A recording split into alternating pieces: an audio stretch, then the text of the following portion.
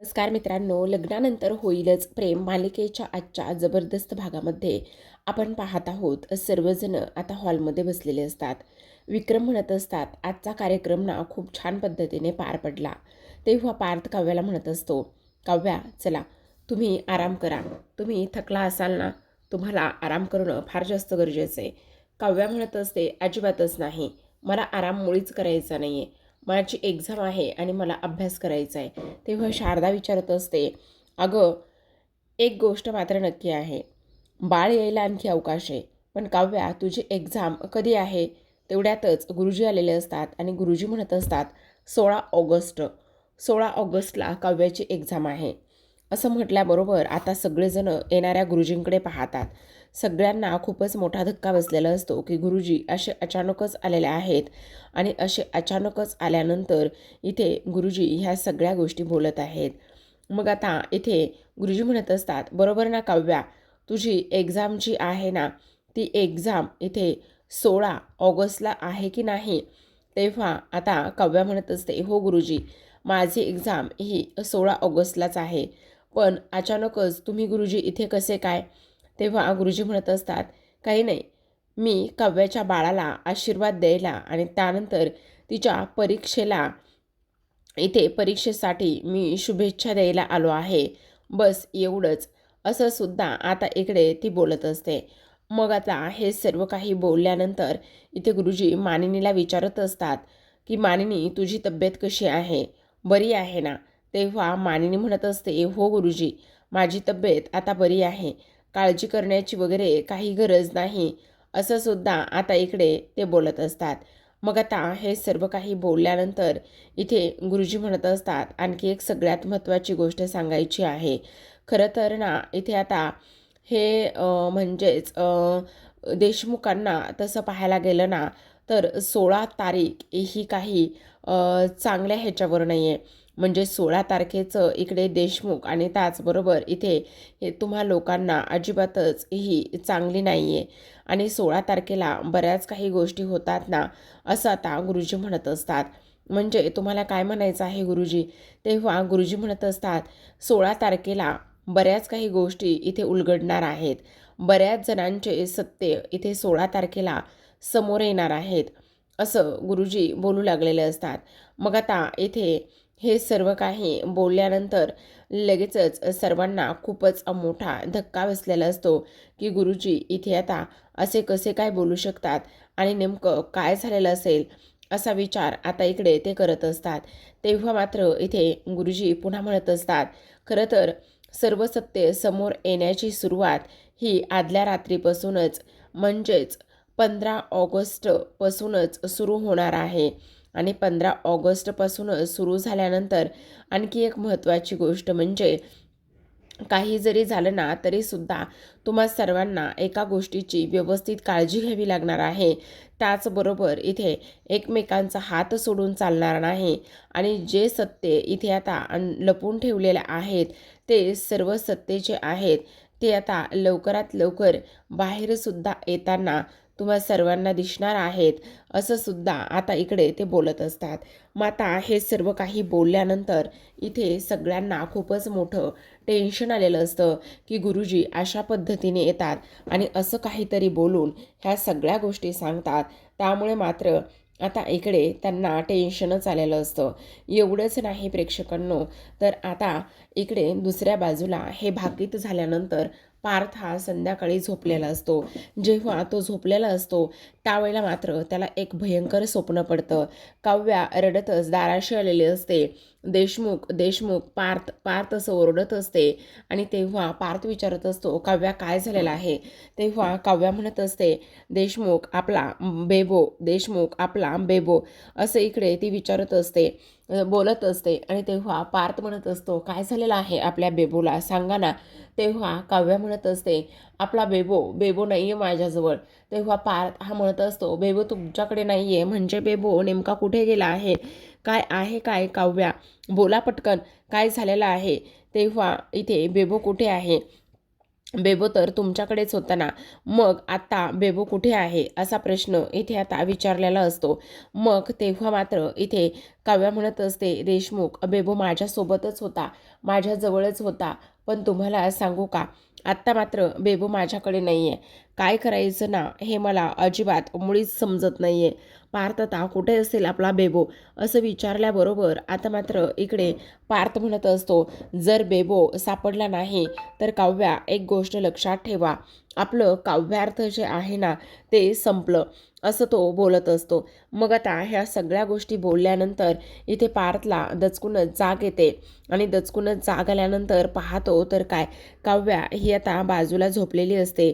आणि जेव्हा काव्या बाजूला झोपलेली असते त्यावेळेला मात्र इथे आता लगेचच पार्थ म्हणत असतो, हे मला असलं भयंकर स्वप्न का आणि कशामुळे पडलं असेल तेच मला काही केल्या कळत नाही, असं सुद्धा आता इकडे तो बोलत असतो. आता हे सर्व काही बोलून झाल्यानंतर इथे तो लगेचच काव्याच्या डोक्यावरून हात फिरवत असतो आणि काव्याच्या डोक्यावरून हात फिरवून तिला मात्र इकडे आता तो शांत झोपलेला पाहतो. पण तरीसुद्धा त्याला मात्र ह्या सगळ्या गोष्टींचं खूप मोठं टेन्शनसुद्धा आलेलं असतं. तर आता प्रेक्षकांनो इकडे दुसऱ्या दिवशी सकाळची वेळ असते. दुसऱ्या दिवशी सकाळी मात्र आता हा सीन जो आहे ना तो जवळपास 10 दिवसानंतर पुढे त्यांनी दाखवला आहे. आता 10 दिवसानंतर दाखवल्यानंतर रम्या आणि वसू ह्या किचनमध्ये असतात. मग तेव्हा वसू कॅलेंडर घेऊन रम्याकडे येते. रम्याला म्हणत असते, हे घे कॅलेंडर, मला तर ना तारखा मोजून मोजून कंटाळा आला आहे. का तारखा मोजून मोजून का आणि कशामुळे कंटाळा आला आहे असं बोलल्याबरोबर आता इकडे वसू म्हणत असते, कळत नाही बाई, नुसत्या तारखा मोजून मोजूनच कंटाळा आला आहे. तेव्हा आता इकडे वसू म्हणत असते की मला एक गोष्ट सांग रम्या, तुझं नेमकं काय चाललं आहे. तेव्हा रम्या म्हणत असते, काय चाललं आहे म्हणजे कशाबद्दल बोलतेस आई तू. अगं मला सांग, आता आज 15 तारीख आहे, गुरुजींनी काय सांगितलं होतं की 15 तारखेच्या संध्याकाळीच इकडे सगळ्या गोष्टींची सुरुवात होणार आहे. मग मला सांग कसली आणि कोणती सुरुवात होणार आहे 15 तारखेला, आणि तू काय करतेस, नुसतं नुसतं हातावर हात धरून बसतेस का.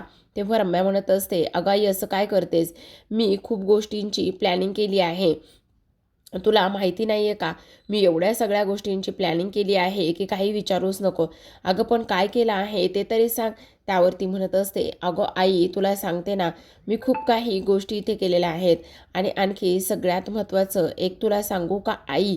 तेव्हा ती म्हणत असते, मला नाही तुझं काय ऐकायचं, तू मला काहीही सांगायच्या ह्याच्यामध्ये नाही आहेस, पण तुला मला सांग आता 16 ऑगस्टला काय होणार आहे. काही जरी झालं ना तरी ती जी काही काव्य आहे ना ती मात्र मला इथे एक्झामला पोहोचू द्यायची नाही आहे, ही गोष्ट तुझ्या लक्षात येते का. रम्या म्हणत असते, तुला सांगू का, माझे गट फिलिंग जे आहेत ना ते मला इथे सतत एकच गोष्ट सांगतात की काही जरी झालं ना तरीसुद्धा इथे ती जी काही इथे आपली ही आहे ना म्हणजेच काव्य आहे ना ती एक्झामला मात्र अजिबातच पोहोचणार नाही. ह्या सगळ्या गोष्टी मला इथे वाटतायत, जाणवत आहेत. आणि तेव्हा ती म्हणत असते, पण कसं कसं वाटतंय, नुसतं वाटून कुठे चालणार आहे, वेडी आहेस का तू.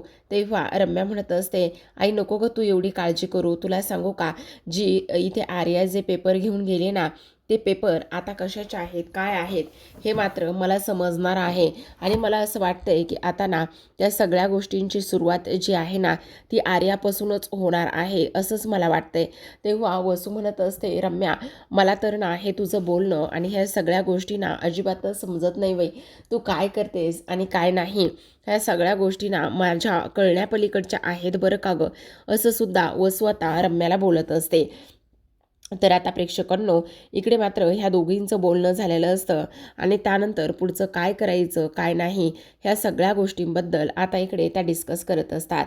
एवढंच नाही तर आता दुसरीकडे आपण पाहतो, पार्थ हा मानिनीच्या खोलीमध्ये असतो. मानिनी आराम करत असते आणि तेव्हा पार्थ जो आहे ना तो तिचे पाय चेपून देत असतो.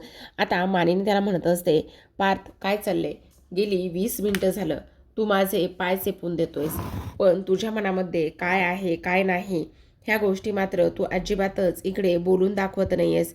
काय झाले खरं खरं सांग, सगळं ठीक आहे ना. त्यावर पार्थ म्हणत असतो, आई बोल काय झालेलं आहे, का बोलत नाही आहेस तू. तेव्हा पार्थ म्हणत असतो, आई तुला सांगू का एक गोष्ट, हे बघ गेली 15 दिवस मला ना एक सतत स्वप्न पडत आहेत. आई मला एक गोष्ट सांग, तुला त्या बाहुलीचं स्वप्न पडायचं तेव्हा नेमकं काय व्हायचं ग? तेव्हा मानिनी म्हणत असते, आता त्या बाहुलीच्या स्वप्नांचा इथे काय संबंध आहे, असं का विचारतोयस तू? पार्थ म्हणत असतो, कारण आई गेली 15 दिवस ना मला सेम तसेच काहीसे स्वप्न पडत आहेत. कळत नाही ग माझ्यासोबत नेमकं काय होतंय ते, आणि हे स्वप्न जे आहेत ना ते मला का पडतायत म्हणून. मग आता मानिनी तिला पडलेलं ते स्वप्न तिला आठवतं. कशा पद्धतीने तिच्यासोबत त्या सगळ्या गोष्टी व्हायच्या हे सगळं काही मानिनीला आठवू लागलेलं असतं. त्यानंतर पार्थ आता इकडे विचारत असतो की आई मला सुद्धा काहीसं तसंच स्वप्न पडते, मला फार जास्त भीती वाटते ग. तर इकडे काव्या जी आहे ना ती आता इकडे नंदिनी आणि जीवासोबत बोलत असते. काव्या म्हणत असते, ताई मला ना फार टेन्शन आलंय, मला ह्या सगळ्या गोष्टी कशा होत आहेत काय होत आहेत ना ते समजतच नाही. नंदिनी म्हणत असते, म्हणजे नेमकं काय झालेलं आहे? काव्या म्हणत असते, ताई मी जेव्हा एक्झाम पेपरला जाणार मला स्वप्न पडत आहेत. मी एक्झाम पेपरला गेली आहे एक्झाम देण्यासाठी, पण आजूबाजूला भरपूर पाणी आहे. आणि त्यानंतर अगं मला एकतर स्वप्न असं पडलंय की मी माझा पेपर लिहिलाच नाही आहे. माझं प्रचंड डोकं दुखत होतं आणि मी तिथून रिटर्नच आले. आणि तुला सांगू गेल्या 15 दिवसामध्ये मला एक स्वप्न तर सतत पडतंय, आणि ते म्हणजेच की मी स्वतः तो पेपर माझ्या हाताने फाडून टाकला आहे. आणि हे कसं शक्य आहे? मी माझा पेपर माझ्या स्वतःच्या हाताने कसं काय फाडून टाकू शकते? मला तेच कळत नाही. ताई अशी स्वप्न मला पडतायत, आणि अशी स्वप्न पडल्यानंतर मला आता काय करावं काय नाही हे अजिबातच समजत नाही आहे गं. तेव्हा आता इकडे नंदिनी तिला म्हणत असते, काव्या शांत हो. अगं हे स्वप्न आहे, तू ह्या स्वप्नांचा एवढा कधीपासून विचार करायला लागलेली आहेस, आणि त्याचबरोबर तू अशी कधीपासून घाबरायला लागलेली आहेस? तू काळजी करू नकोस, सगळं व्यवस्थित होणार आहे. पण काव्या म्हणत असते, तेच तर सांगते ना ताई मी तुला, काही जरी झालं ना तरी मला माझी एक्झाम द्यायची आहे, आणि यावेळेस मी एक्झामसाठी खूप जास्त मेहनत घेतली, खूप जास्त अभ्यास केला आहे ग ताई. तेव्हा आता इकडे ती तिला म्हणत असते, तू काळजी करू नकोस, सगळं काही व्यवस्थित होणार आहे. तुझे एक्झामसुद्धा व्यवस्थित होणार आहे, आणि त्याचबरोबर तुला काळजी वगैरे करण्याची सुद्धा अजिबातच गरज नाही, असं सुद्धा स्पष्टपणे ती बोलत असते. इकडे दुसऱ्या बाजूला मात्र मानिनी म्हणत असते, हे बघ पार्थ, एवढं सगळं तुझ्या मनामध्ये होतं, एवढी स्वप्न तुला पडत होती, पण एका शब्दाने सुद्धा तुला तुझ्या आईला हे सगळं काही सांगावंसं नाही वाटलं का? एकटाच सगळं काही सहन करत राहिलास? पार्थ म्हणत असतो, अगाई तसं नाही, तुझी मध्यंतरी तब्येतसुद्धा खराब होती, आणि त्यामुळे मला ना बऱ्याच काही गोष्टी इथे तुला नाही सांगता आल्या, असं सुद्धा तो आता इकडे बोलत असतो. मग मानिनी म्हणत असते, अरे पण तरीसुद्धा हे सगळं बाळा शेअर करायचं असतो. आता काव्या रडकुंडीला आलेली असते.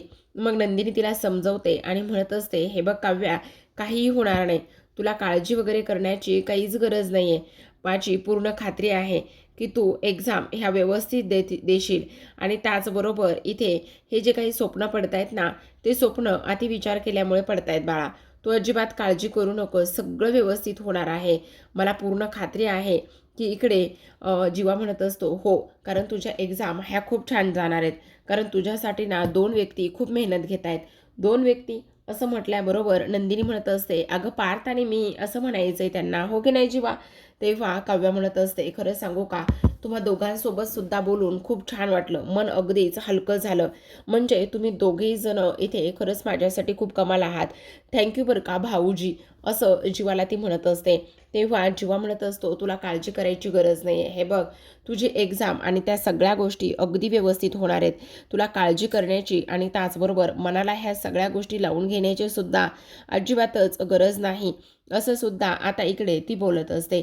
आता हे सर्व काही बोलल्यानंतर आपण पाहतो की इकडे आता लगेचच काव्या म्हणत असते, ते सगळं ठीक आहे, पण तरीसुद्धा मला मात्र टेन्शन येतंच ना, आणि टेन्शन आल्यामुळे ह्या सगळ्या काही गोष्टी इथे त्या त्या पद्धतीने होत आहेत, असं सुद्धा आता इकडे ती बोलत असते. मग आता मात्र काव्या म्हणत असते, खरं सांगू का, कधी एक्झाम होतात आणि कधी हे सगळं काही व्यवस्थित होतंय ना, याचीच मी अक्षरशः आतुरतेने आता वाट पाहत आहे, असं सुद्धा आता इकडे ती बोलत असते. मग आता हे सगळं काही बोलल्यानंतर लगेचच इथे काव्या नंदिनीचा हात हातामध्ये घेते. कारण इथे काव्या म्हणत असते, खरं सांगू का, तुमची छकुली जी आहे ना ती खूप जास्त लकी आहे. म्हणजे छकुली ना अशी एवढी समजूतदार बाबांची इथे मुलगी होणार आहे ना की काही विचारूच नका.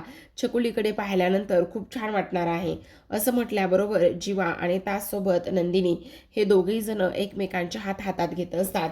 कारण काव्याने नंदिनीचा हात हातात घेतलेला असतो आणि त्यावरतीच डोकं टेकवलेलं असतं. आता मात्र इकडे नंदिनीचा समजूतदारपणा दिसून आलेला असतो.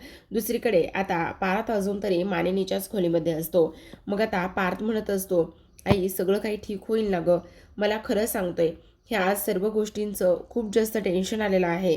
आणि तुला अजून एक सांगू का, मला फार जास्त ह्या सगळ्या गोष्टींची भीतीसुद्धा तेवढीच वाटत आहे. तेव्हा मात्र इथे आता लगेचच तो म्हणत असतो, ती म्हणत असते, काळजी करू नकोस बाळा, हे बघ काही होणार नाही. आणि त्याचबरोबर हे सगळं तू मला सांगायला हवं होतंस. आई तुला सांगू का, इथे मोहितेंच्या घरामध्ये लागलेली ती मिस कॅरेजची लिस्ट, त्यामुळे मला तुला काही फारसं टेन्शन द्यावंसं वाटलं नाही आहे. हे बघ पार्थ, काही होणार नाही आहे, सगळं व्यवस्थित होणार आहे. आणि आता इकडे काव्याच्या डिलेवरीला मुळात किती दिवस राहिलेत, अगदी थोडासाच काळ ते शिल्लक आहे. त्यामुळे काळजी वगैरे करण्याची काहीच गरज नाही आहे. तू उगाचच एवढा स्वतःला त्रास करून घेऊ नकोस बरं, असं मानिनी आता इकडे पार्थला म्हणत असते. तेव्हा पार्थ म्हणत असतो, हो आई, ते सगळं काही ठीक आहे गं, पण गुरुजी कशा पद्धतीने येऊन कसं भाकीत करून गेलेत ना, ते मात्र काही केल्या इथे समजतच नाही आहे. त्या सगळ्या गोष्टींचं फार जास्त टेन्शन आलेलं आहे, असं सुद्धा आता इकडे पार्थ म्हणत असतो. तेव्हा मानिनी म्हणत असते, हे बघ, गुरुजी येतात, प्रत्येक वेळी अलर्ट करण्याचं त्यांचं काम आहे. मग त्या त्या दिशेने आपण खंबीरपणे उभं राहणं, त्याचबरोबर एकमेकांची साथ देणं, हे सगळं काही करणं आपलं काम आहे. हे मात्र आता इकडे ते बोलत असतात. आता हे सगळं काही बोलल्यानंतर आपण दुसरीकडे पाहतो, नंदिनी ही आता सकाळी सकाळीच देवपूजा करत असते. आणि जेव्हा सकाळी ती देवपूजा करत असते त्यावेळेला मात्र इकडे आता आर्याचा कॉल आलेला असतो. मग आर्याचा कॉल आल्यानंतर इकडे लगेचच नंदिनी फोन उचलत असते आणि म्हणत असते, आर्या हे बघ, तू काळजी करू नकोस, मी सगळं काही बनवून घेतलं आहे. मी ताबडतोब येते किंवा जीवाला पाठवते. तुला काळजी करण्याची वगैरे काहीच गरज नाही आहे, असं सुद्धा आता इकडे ती बोलत असते. मग आता हे सगळं काही बोलल्यानंतर इथे लगेचच आर्या म्हणत असते, एक मिनटं एक मिनटं, मी तेच सांगायला तुला फोन केला आहे. मला ना तू इकडे जेवण वगैरे काहीच पाठवू नकोस किंवा आजचा मला टिफिन नको आहे. का असं का करतेस? अगं मी सूप घेतलं आहे. काय काय गरज होती आर्या तुला बाहेरचं सूप ऑर्डर करायची? अगं मी इकडे पाठवतच होते ना, आणि पाठवत होते तर मग तू का नाही थांबलीस थोडा वेळ? तेव्हा आर्या म्हणत असते, एक मिनटं नंदिनी, मी असं म्हटलंय का की मी जे सूप ऑर्डर केलेलं आहे ते बाहेरून ऑर्डर केले? असं अजिबातच नाही. एक पेशंट होते, त्या पेशंटने मला ते सूप दिलं आहे आणि त्यामुळे मी ते सूप घेतलंय. आता तू इकडे येऊ नकोस किंवा जेवणसुद्धा पाठवू नकोस. चल चल बाय, असं म्हणून ती फोन रागानेच कट करत असते. आणि फोन कट केल्यानंतर इथे लगेचच नंदिनीला बऱ्याच काही गोष्टी बोलत असते. अशीच आहे तशीच आहे, त्याचबरोबर हिला सगळ्या गोष्टी हिच्या मनानुसार करायच्या असतात, मला कंट्रोलमध्ये ठेवायचं असतं.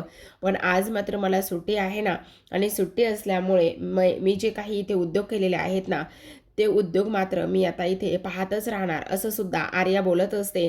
आणि त्यानंतर मात्र इथे तिने एका स्क्रीनवरती तिचे जे काही पेनड्राईव्हमधले फोटो आहेत ते अरेंज केलेले असतात आणि तिथे ती पाहत बसलेली असते. आता आर्या हे सगळं काही पाहते, कारण स्क्रीनवरती इथे जीवाचे तिचे काही फोटोज असतात.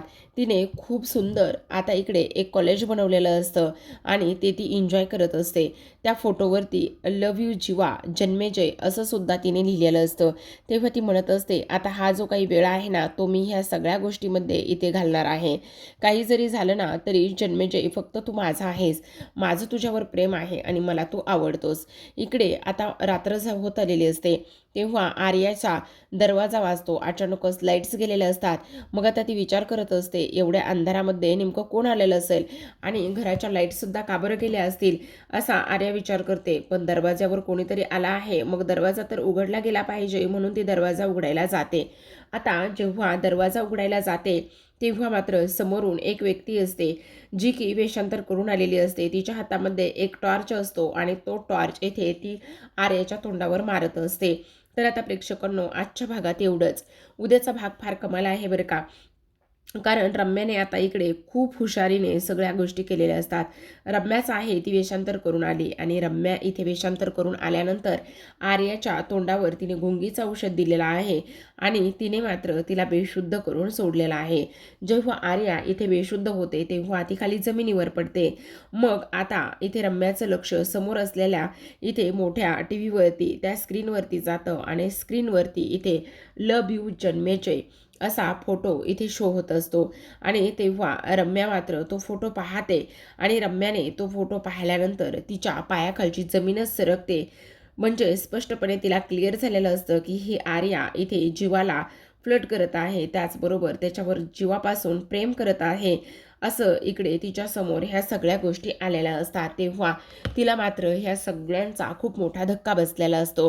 आता एवढंच नाही तर इथे मात्र रम्या त्याच संधीचा फायदा घेते आणि त्याच संधीचा फायदा घेतल्यानंतर आता आर्याचं पूर्ण घर शोधण्याचं काम करत असते. पूर्ण घर शोधून आता मात्र तिला इथे काही जरी झालं तरीसुद्धा त्या दिवशीची फाईल आणि त्याचबरोबर त्या दिवशीच्या त्या फाईलमधले पेपर हे सगळं शोधायचं असतं. शेवटी आर्याच्या कपाटामध्ये लीगल डॉक्युमेंट्स असलेली एक फाईल सापडते आणि लगेचच रम्या ती फाईल ओपन करून पाहते.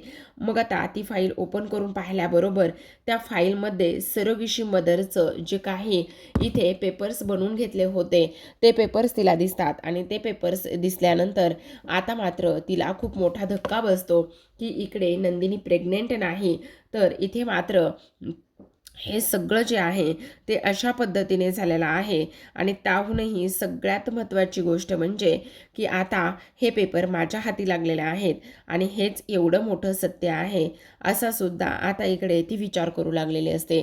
दुसरीकडे काव्या खूप घाबरलेली असते. काव्या म्हणत असते, देशमुख मला ना खूप टेन्शन आलं आहे. गुरुजी कशा पद्धतीने आपल्याशी बोललेत आणि काय काय झालंय ह्या सर्व गोष्टीमुळे मला ना टेन्शन आलं आहे. सगळं व्यवस्थित होईल ना, एक्झाम आपलं बाळ हे सगळं काही व्यवस्थित होईल ना, असा सुद्धा आता इकडे ती विचार करू लागलेली असते. तर आता प्रेक्षकांनो आधार देत असतो तो म्हणजे काव्याला पार्थ सुद्धा घाबरलेला असतो, पण त्याहूनही जास्त इथे आता ही काव्या घाबरलेली असते. दुसरीकडे आता नंदिनी आणि जीवा ह्या दोघांना सुद्धा थोडासा डाऊट आलेला असतो आणि त्यामुळे ते पेपर त्यांच्या खोलीमध्ये शोधतात. पण जेव्हा ते नंदिनी आणि जीवा पेपर शोधत असतात तेव्हा मात्र त्या लीगल डॉक्युमेंट्सच्या फाईलमधून जे काही पेपर्स आहेत ते पेपर्स मात्र गायब झालेले असतात, तिथे पेपर नसतात. आणि तेव्हा मात्र इकडे आता नंदिनी आणि जीवाला खूप मोठा धक्का बसलेला असतो. तर पाहत राहा लग्नानंतर होईल.